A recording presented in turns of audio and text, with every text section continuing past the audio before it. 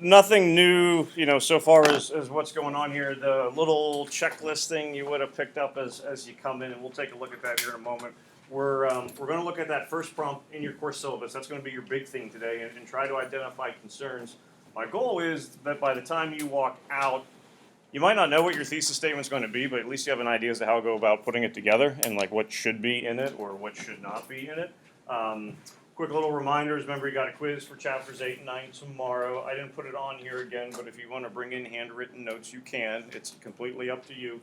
If you don't use any notes, I'm not judging you. It really does not matter to me. If Libby feels better having notes, she can bring them. If she doesn't need notes, then fine, don't use them. So there's not secret bonus points based on how many characters or words that you use for notes, if you use any. Just remember handwritten, not printed out type, something like that. Google Classroom remind, so you got the Google Classroom, should have put survey/remind. Survey by Friday, remind by Friday. A lot of you have started to do that. I stopped checking around like 9 o'clock last night, so if you had done either or both of those things by 9 o'clock, I put points in for you, hence your 100%. If you did not have it done yet, fine, there's just not any points in. I didn't put a 0 in or anything like that. So you have through Friday to take care of those things. If you're running into any persistent issues, let me know. And then the rough draft that we're going to be talking about today, I'm going to have that for Thursday of next week is when you want to come in with it. Remember, for the rough draft, unlike the final copy, for the rough draft, you will need to have it ready to go for first period on Thursday because we're going to be doing some peer editing with it. So final copies you have all day through 11:59. But when we're doing a rough draft, which we'll do for the first 2 prompts, I want you to have it with you in class. Not every single essay is going to be rough draft based, but for these first couple we will. I ran out of room, so I'll put it on here tomorrow. Remember then the cumulative multiple choice test for East of Eden's on Monday. So Emma's reading. If you read like 1 page in a minute, spread out those 600 some minutes, you'll be done in no time. Absolutely. Yeah, like again, because you already did it one time. I told 7th period, I think it's 75 questions, and then I double checked after they left and it's 75 questions. But they are all multiple choice or matching. It's a Scantron type thing, so you're not going to be doing any kind of short answer or all that kind of stuff. All right. The other question then people ask, is it hard? I don't know. I don't think it is, but based on Sarah's reaction, we'll know when she leaves on Monday if she thought it was difficult or not. A lot of you have already kind of started to check things out on Google Classroom because of the student info survey and whatnot. Over the next couple of days, just start kind of maybe getting a little bit more familiar with it. I know you've used Google Classroom before, so all the East of Eden stuff, whatever book we're reading at the time, I'll always put near the top of the page. Once we finish East of Eden, I'll still keep it, but it'll slide down to the bottom. Heart of Darkness will then kind of take its place. So the idea is when you get here, you can always get to that stuff pretty quick. I did yesterday, if you wanted to relive the excitement, I did post yesterday's lesson, so if you need to get intro to the course all over again, there it is. Anytime, shouldn't say anytime, most times that we're doing stuff up here, or I'm doing stuff up here with Smartboard, I'll put it up on Google Classroom, and I know a lot of your other teachers do that as well.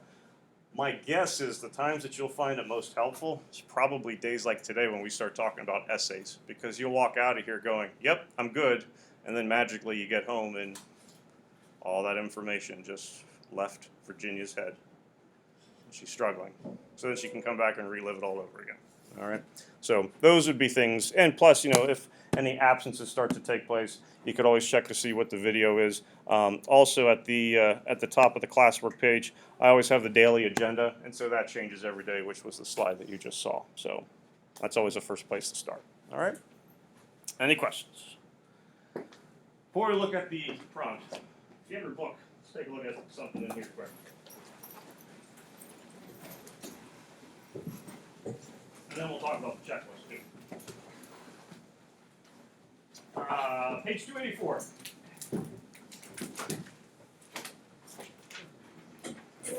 Ethan, do you remember what happens on page 284? Not exactly. No. Any guesses? See at the beginning of her? Not quite. Wasn't a bad guess though. Thanksgiving? This Thanksgiving. We'll come back to this in November. We pretend it's 1911. Take a look at the next to last paragraph. So, bless you.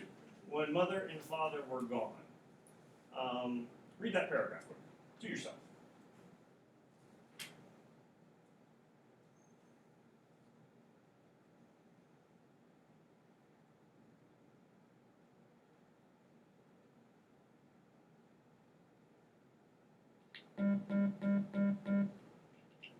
At this time, would all ninth grade students please report to the auditorium?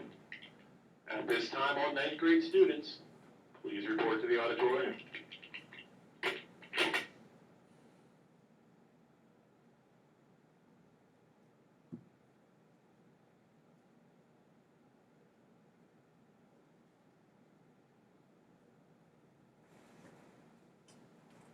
I know it's a pretty enthralling paragraph.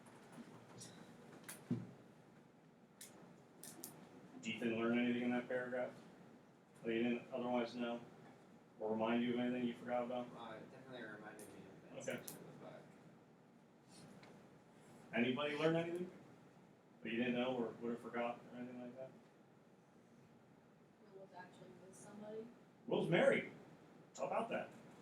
Only a couple of the kids aren't married. Guess which two? Okay, so Tom and Desi don't get married. Will gets, you hardly ever hear about Will's wife. Actually, page 284 is the only page that you hear about Will's wife, and that's pretty much it. Reason bringing this up, I started taking a look at the character analysis packets yesterday. Not done with them, but I'll be done with them, I think, by tomorrow. So the goal of passing them out while you take the quiz, I think, should still be good. They're not bad. They're pretty solid for the most part, people including information. I think those of you that have a lot of page numbers, it's going to help you out a good bit when it comes to the essay and locating some things. Couple things, though, that did notice, and the one that really kind of jumped out was description when it came to Will. For some folks, they did know that Will was married, and so they listed Will's wife. The problem was Will's wife's name was misspelled. It was Delia. The reason that's an issue is because when the wife was getting mentioned a lot of times for Will, it was one of the first things that was mentioned for Will. And I know people write down things at different times, but if you were keeping track of what was going on for Will, page 284 would be about midway. So you'd already know that Will's, working with forwards and things like that, and would work its way down towards the bottom. But for some folks, it was like the first or second thing listed. If you take a search for finding Delia, you're not going to find a whole lot anywhere. SparkNotes doesn't mention her, GradeSaver doesn't mention her, Shmoop doesn't mention her. You do a search for Delia, though, if it's misspelled, it pops up right away for San Jose State character summaries of East of Eden.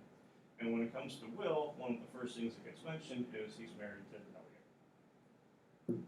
So for me, that's a concern that I don't think that necessarily maybe everyone was keeping track of characters based on what they were reading, but there could have been some other resources that were getting used.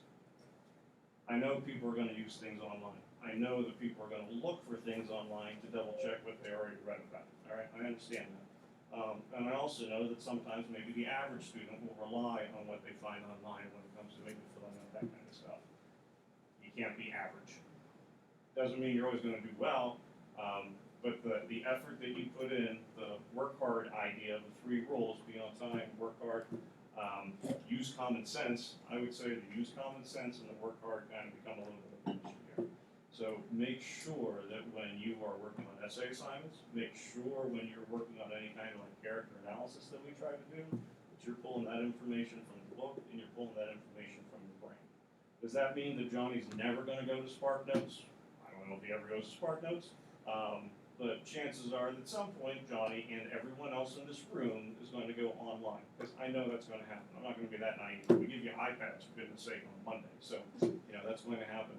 But if you become reliant on the online stuff, writing about a 600-page book is going to become very cumbersome. Writing in-class essays is going to be really hard when you don't have necessarily those resources there. I wish I could tell you that I never find plagiarism in essays. Every year, I find at least one in an AP class. So I want to try to get you out of those bad habits that could lead to those bad results, later on. If you have questions, go ahead and ask me. Shoot me an email, send me a reminder, and things like that. I understand that's going to happen, but don't fall in the trap of going down that rabbit hole where the online resources are the things that are going to get you through, because it's going to let you down, bless you, at some point. All right? What understand? Okay. And it's not strictly your class. This is something I'm saying in the 4th period. This is something I'm saying in the 7th period. But it was popping up frequently enough that we needed to talk about it, or I needed to talk about it before we got too far. All right. All right. Your little checklist. The rough draft that you're going to do Thursday of next week. It's participation points. What that means is your 100% could still be safe by next Thursday. Although that would mean you got 100% on a test and a quiz. It could happen. But you are not getting graded on like the content of the essay so far as I go. This is a great essay. You're getting a 15 out of 15. Thank you. If your essay is double spaced, Times New Roman, typed, you have, sorry, Mrs. Washington, 5 paragraphs. 1 being an intro, a conclusion, 3 body paragraphs. And then within those body paragraphs, so within the 3 body paragraphs, you have at least 2 passages that are quoted, and you have a 3rd citation, you're doing okay. Let me say that again. For each body paragraph, you would have 2 direct quotes coming from the book. That does not mean it has to be dialogue, so it doesn't have to be, Will saying something. It can certainly be narrator and all that kind of stuff. Doesn't mean it has to be a long quote either, but you would have 2 direct quotes. I want a 3rd thing to be cited. So Ethan, what's happening on page 284? They're drinking because they are mourning the Well, and it's Thanksgiving, and they're talking about too. This is when maybe we should have Mom and Dad come and visit us because he looks pretty old, doesn't he, and all that kind of stuff. So if he was to write about, and obviously you're under no obligation to do this, if in a paragraph you were to go, the family, the kids, the Hamilton kids get together at Thanksgiving in 1911 and start discussing the future for Mom and Dad, you might not have quoted anything from that page, but it's a specific enough reference that I would want you to cite it. All right. So within each body paragraph, there would be, think of it as like 3 citations, at least 2 of which would have to be direct quotes. If Virginia feels better having 3 quotes, because you're not sure is this specific enough to cite, and that's where people kind of get worried about, then you can go ahead and have 3 quotations. All right. So how many citations would you have at least in all 3 paragraphs total? You have 9. All right. So at least 9 citations, at least 6 direct quotes. People will go, well, can I go like 4 in one, and then 2 in one, and then 3 in the other? If you have 4 in one, you're going to have at least 10 in total. Each body paragraph should have at least 3. Right. Those things might change a little bit later on, but for now I want you to have at least 3 in each one. Appropriate support from throughout the novel. It's 9, at least 9 examples. Don't take the book, divide by 9, and go, okay, therefore I need to have one every, 60 or 70 pages or something like that. But the idea would be that there is going to be support beyond page 284, or there'll be support before page 284. So it's not going to be like solely the Connecticut story, or solely what's happening once the twins are born, and those kinds of things. You're going to get evidence from throughout the course of the book. And that's something that we'll kind of judge a little bit, as you turn in your drafts, but the idea is we got evidence from a variety of places. And then you have a fully completed works cited page. Everyone is going to have at least one source on your works cited page. Some of you will have more sources on your works cited page, all right? So if you are someone who uses, brainy quote or whatever for a fancy hook or introduction thing, go ahead and do it. Don't do it because you feel like you need to. If it's appropriate, fine, but don't include a quote just for the sake of including a quote. Don't start your essay with a question. Did you ever wonder what it was like during World War I in California? No, frankly, I never did. You can state significance, as to what's significant about what we're taking a look at, and we'll get into all that kind of stuff. So if you do those things, you would be getting a 15 out of 15. So Abby gets a 15 out of 15 on her rough draft. That is not me pinky swearing that you're going to get 100% on that essay when you turn it in, but it means you at least have the framework for what it is that you're going to do. And this is what you're going to do for the second essay as well, so it's not going to really change a whole lot, so far as what that structure, that setup's going to be. Down at the bottom, You see some words. What are those? Dead words. Those are to be verbs. Okay, so number 1 are to be verbs. Now, I am not keeping track of to be verbs for rough drafts. So if you have 42 to be verbs in your rough draft, you could still get a 15 out of 15. My rule with to be verbs are this. I don't want them in anything that you take home and type.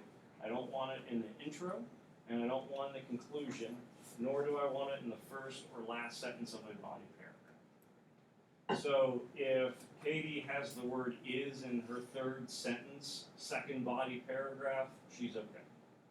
If it's in the third sentence of her conclusion, maybe. Not maybe, but that's something that would be noticed. So I just put those on here as a reference because it's the first thing that you're really getting so far as a writing assignment. These are the ones that we're going to take a look at. So what's probably going to happen is when you buddy up, next Thursday and you do peer editing, Hannah's going to start going nuts on someone's essay and just circling all of these words because it's fun to be the one to circle them. And then she'll get them back and go, oh, I did that too. All right? And we'll talk about ways to eliminate these things, as we kind of get a little bit closer. But for your rough draft, I want you to focus on the ideas. I want you to focus on the examples from the book. I don't want you focusing on this. Now, if you're typing a sentence and you go, ooh, I know how I can get rid of that word, I would do it to save yourself some grief later. But don't spend 15 minutes staring at a computer screen or whatever trying to get rid of did, and it's not coming to you at that point. Are we not going to be able to be allowed to use these to be words for all of the essays this year, or just this essay? Any take-home essay, you're not going to use them for that intro, conclusion, first, last sentence, of body paragraph. There is never a point in the year when I go, you cannot use them at all. Some of you will completely eliminate them, and if I silently clap for you. But it's not that in the next essay it's going to change to all body paragraphs. We do 2 types of writing in here mostly. Formal writing, take-home. We also do in-class essays because on an AP exam you're writing them then and there. I don't keep track of them on an in-class essay. My hope is by eliminating this and you getting used to it, they start to kind of weed out of your in-class essays, and I think they will. But I don't want you to become too reliant on it. And honestly, not saying this in a mean, patronizing kind of way, it's lazy writing. And I think people start to rely on them too much when you could do a lot of other things. And again, we'll explain why and all that kind of stuff as the days go by. Any questions about anything on here? Just out of curiosity, you said it was like lazy, but is there any other reasons why these are bad words to use? There are certainly times when they're appropriate. Okay, so if the action is more important than the subject, you would go with the to be verb. It was a miracle. The Pirates won last night.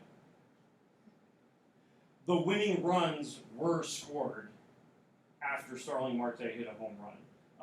So at that point, the fact that they scored runs is the important thing. Verbs going before the subject, so a to be verb is going to happen. One of the things that people kind of struggle, anytime you have a timed writing essay, usually the last 5 minutes, or when I collect them, people go, if I just had one more sentence, I could get in a better idea. To be verbs tend to take up space. So usually you can eliminate a to be verb, it'll shorten your sentence and you can still get the same idea across.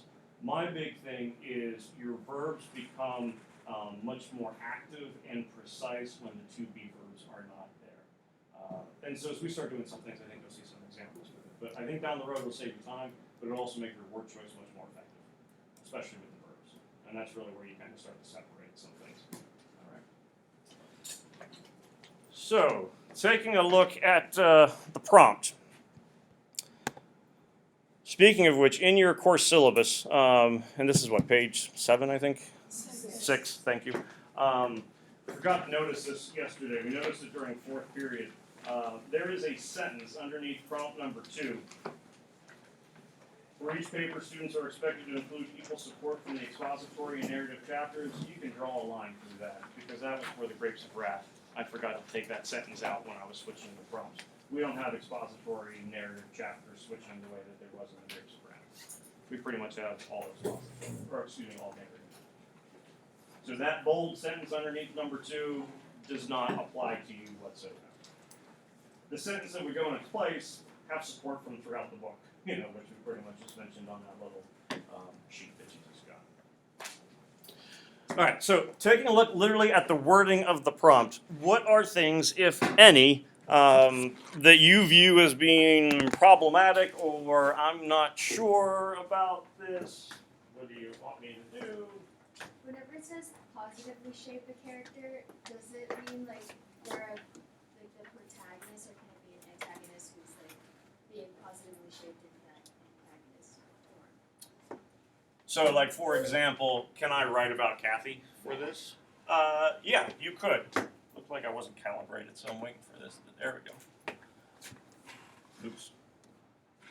Jumped the gun. No, you could write about anyone so far as there is enough content for that character. There aren't a whole lot of characters that you would look as, wow, that's a positive person. My guess would be who are the best people in the book. I think Lee and Samuel would probably be the top two choices. And you can certainly throw in some other folks as well. But if you wanted to write about Cal, not saying he's a bad person, but he certainly has some turmoil, trouble. It's not always positive. If you wanted to write about Kathy, I could certainly see that happening. I do think one of the things that you would have to do would be, and I would do this within the introduction, orient, would make sure how you are defining positive. You know, what are positive things about Kathy or Kate? You know, we say Kathy, Kate, we mean same person the whole way throughout the course of the book. I guess it could be positive from her point of view, because it's like she could say she learned how to, like, she has all these, she calls them like tricks and stuff. Mhm. She learned all that, and that's positive for her. Gives her power. And I mean, and we know she has power over a lot of people. She, certainly we know politicians and bigwigs in town. She certainly Joe is terrified of her, and knows that he really can't pull one over her. When he tries, it doesn't work, and then he ends up getting shot. Not by her, but still, kind of all falling from it. So she is certainly powerful. She is independent. She is self-made. Who does she worry about? Herself. So she is not going to be influenced by other people. So, she's a strong, independent woman.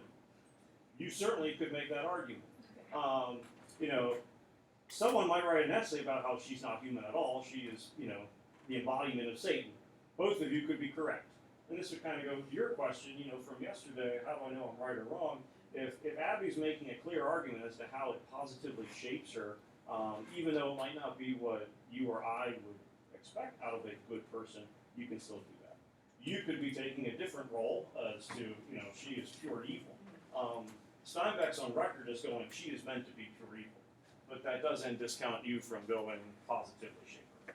So, no, you don't have to write about Sam and Lee, and that's it. I could see people writing about Aaron. I could see people writing about Cal. I could see people writing about Abra. I could see people writing about, some of the Hamilton kids and whatnot. I don't think you're going to get too far with Alice Trask. I don't know if you're going to get too far with Cyrus, because especially if you're just such a limited area. Tom would be someone interesting to take a look at. There's a lot of good qualities, and Tom really is like the ultimate underdog.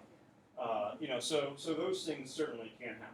Worst case scenario, you try it, rough draft, we go, this isn't going to work. You still did what you had to do. You got your points, but you make changes before that final due date. So the list of characters you just said, how would Aaron be considered an underdog? Because he's kind of like always praised, he's loved more than Cal. Right now, my smartboard's an underdog. There we go. Okay. But Aaron's kind of the one that like everyone loves. He's he gets all the recognition. His own father prefers him. So how would he be an underdog? Well, I think he's still he's very his greatest similarity, I would say, to Adam is how naive he is of the way things work. And I would agree, and you could say the same thing about Adam so far as Cyrus, like compared to Charles, Yeah. well, he's the one who is getting the benefit. Go to the army because I love you, and you need it, and all that kind of stuff. He's the favored one. At the same time, I think he's so naive about what is going on in the world that if it were to come to survival, If I'm in a foxhole and you give me Aaron or Cal, I'm going Cal. Yeah. Okay, Caleb, let's go. It's you and me together. Aaron, and this is before you even know he's going to die in World War I. You're not the one that I really want to be with. So I think so far as surviving in a world where someone like Kathy is in control, he's an underdog. Yeah. But no, if you were looking at meeting them in 5th grade or anything like that, you wouldn't necessarily go, oh, this is going to be a classic underdog. So I think an important thing here that we are discovering, hey, it happened at the right time, underdog, positively, those kinds of words, there is certainly room for interpretation, just make sure you back it up. So, what you kind of just did as a little bit of a rebuttal, a counter argument, well, why would he be an underdog? That's something that I would want to establish early on. One thing, and then Virginia, you had a question, which we'll get to here in a moment. It doesn't say, well, actually it does say, notice singular, shape a character. Pick one. Don't write about Caleb, don't write about Kathy, and don't write about Aaron all in one essay. You're going to go nuts. You want to pick a character that you can focus on for the entirety of the essay. That does a few things for you. One, it makes sure you cover all your bases. So in one paragraph, I could be looking at why he should be considered an underdog, even though some people might not. It also helps me make sure I have a better chance of covering all my bases so far as page numbers within the essay. That I'm not going to just stay to one area. I think you touched on this, but I was thinking about like underdog because I think I thought of it as something people don't like, but is it just anyone who has any type of thing that makes them not as good? Yeah, I would say it to each his or her own, where it could be, as I said, if you're talking survival, I think Aaron would be an underdog. If you're talking about people that folks might not like as much, Caleb would kind of be one. Anyone know the origin of the name Caleb? Guess what Caleb means in Hebrew?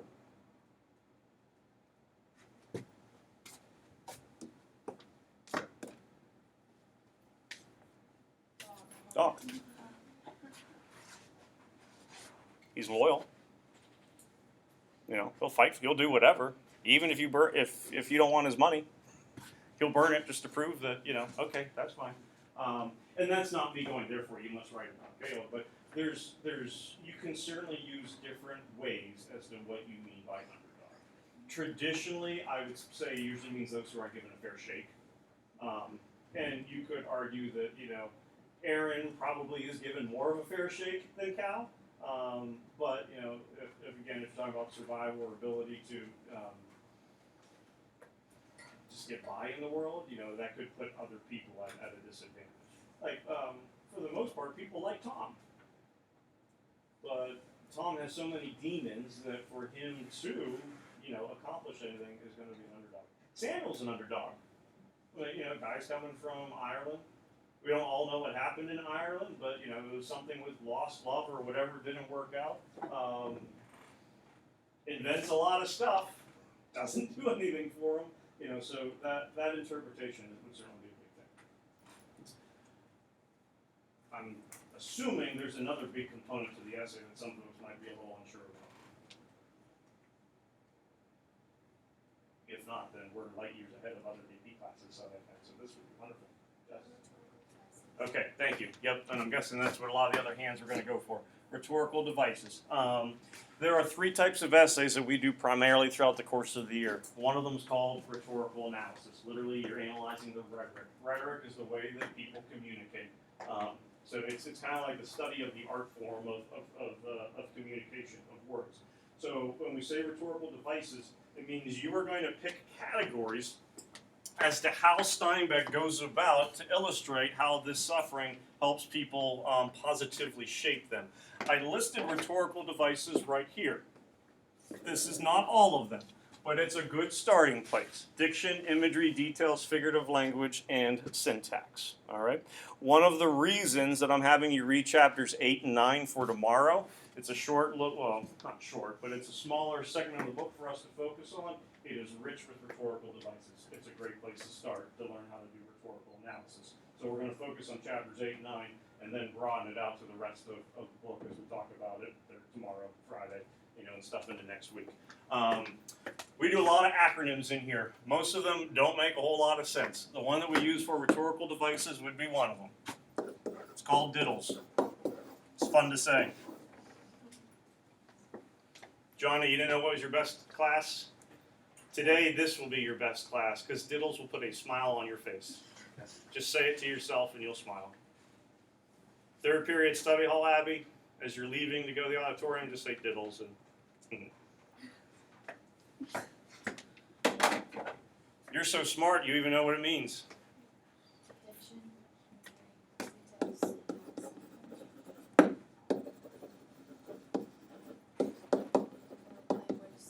Didfist doesn't sound as good, so that's why we go with like language, but really we mean figurative language.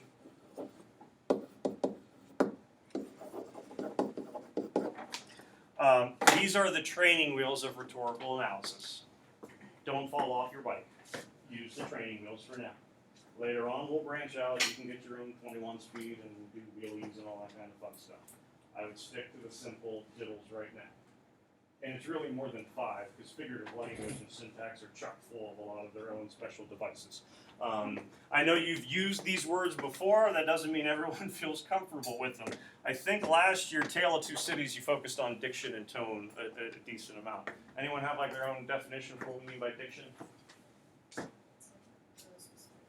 It's word choice. Yep, it's specific word choice.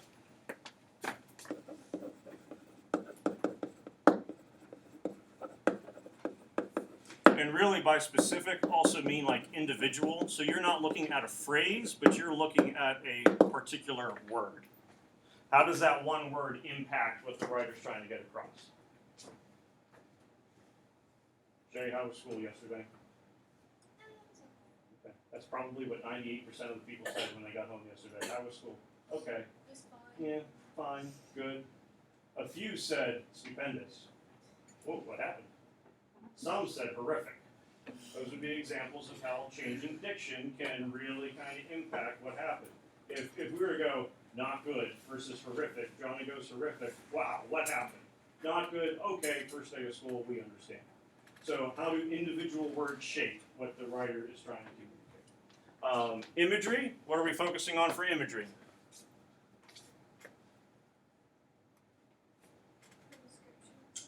Yep, description, and specifically with the description, we'll change colors. The senses. So I think we focus on like visual description more often than not, which makes sense, but it could be any of the 5 senses. But yeah, senses, description, the whole painting a picture within your mind kind of thing. I'll be honest, details is my least favorite. Because it works better for nonfiction than it does for fiction. Literally, details are what is specific information, what is data, what is, sometimes it's like numbers, but what is info, what is data, what are specific details that help us learn something. I would say an example of details, and we'll try to get into examples of all of this stuff in the upcoming days. Will and Cal talking about bean prices would be details. The details about how the war impacts prices would be information that's kind of helping you figure something out. Speeches tend to have a lot of details in them. So if President Trump is talking about tariffs and economics and all that kind of stuff, you're going to be getting into prices, you're going to be getting into GDP growth and all those kinds of statistics and whatnot. Those would be specific details that are getting included. I think imagery and details kind of becomes tough for people sometimes. I think maybe a key word to use would be facts. So as opposed to description, what are facts that help shape a character?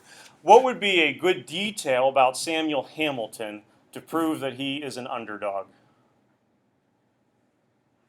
What would be some facts?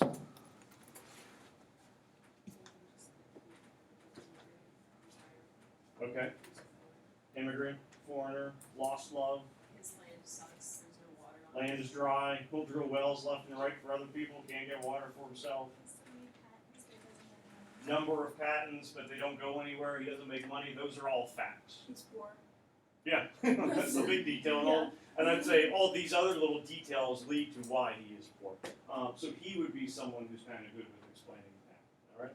Figurative language is a very broad term. Figurative language would mean pretty much almost anything that's not already on the board. What are basic types of figurative language?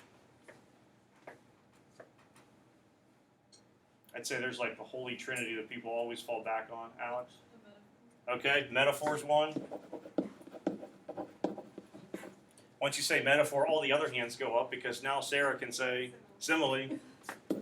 And then someone tries to impress, well, I got a better kind of metaphor than that. Personification, okay? Those are certainly the main three that people think of because, no offense, they're the ones that you've heard over and over and over again. What are other types of figurative language? Marie? Okay. I'm just stopping there. I can't spell. That's kind of like a tweener. I'm going to put alliteration down here for syntax. I'll be honest, it really doesn't matter. But I'll explain why for syntax. Illusion. Yeah, illusion would work, Julia. Can you think of another ALL one? No? Allegory? About SY?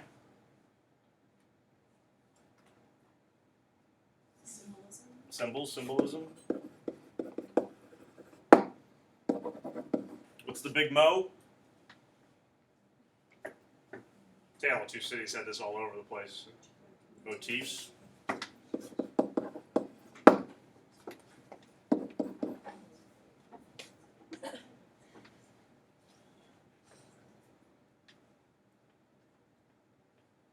you read Land of the Slaughter last year?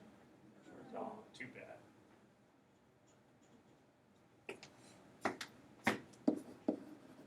Irony, hyperbole, keeps going. There's plenty more, okay? You know a lot of different types of figurative language. Syntax. Syntax and diction sometimes will get confused. And alliteration is a good example of syntax, which is why I kind of slowed it down. Anyone have a syntax definition? How words are arranged in a sentence. Essentially sentence structure. So it could be, which more often than not is arrangement of words.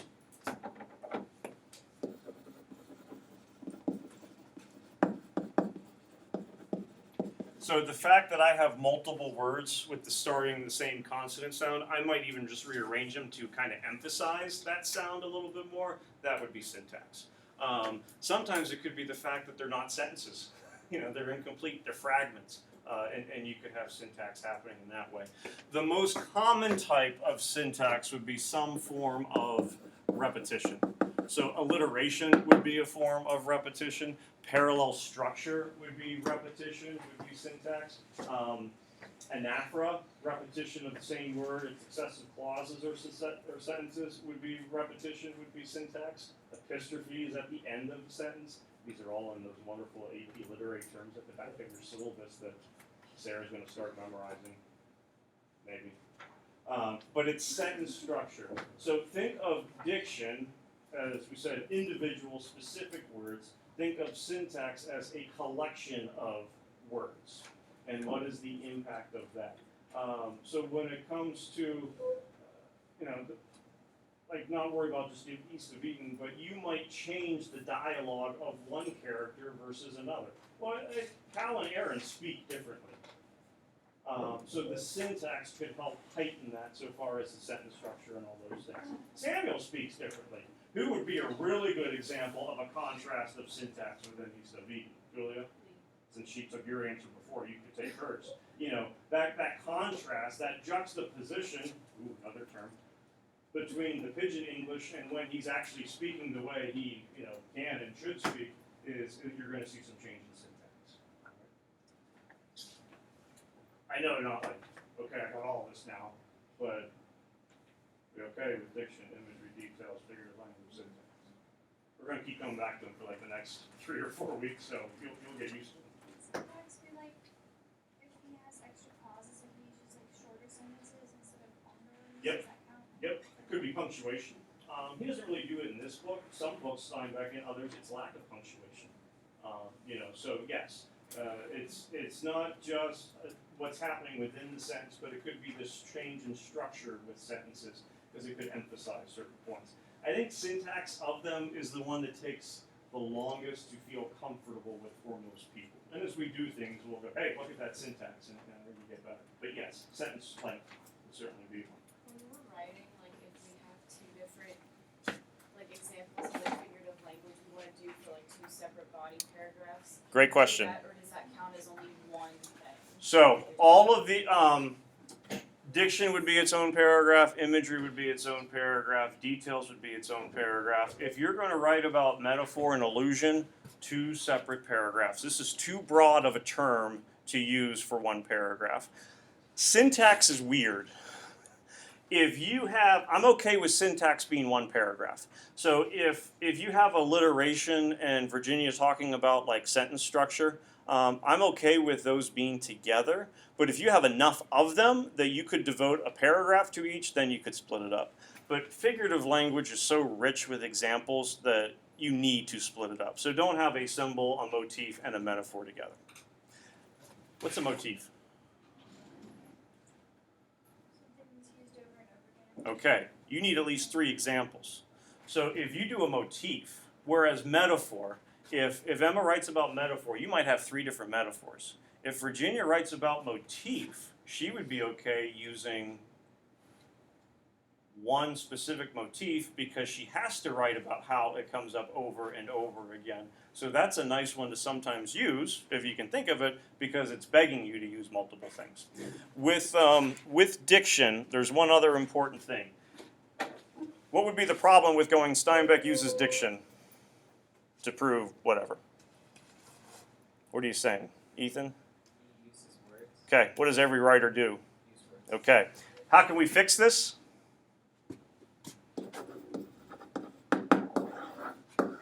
Put an adjective in front of diction. How would you describe the way he writes about Kathy? I mean, beginning of chapter 8, what's like the first word that he uses? Okay, it's all negative. I think you even said it. She's a monster. Hannah goes home and says, my math teacher's a monster. That wouldn't be good on a whole lot of levels. So if we were to go, Steinbeck uses demonic diction, derogatory diction, scathing diction, monster would fit in that category. So we'll do some examples of that tomorrow. We didn't get to the thesis sentence, but we're going to do that right after your quiz. So quiz for chapters 8 and 9, you want to bring a note, you can certainly use it.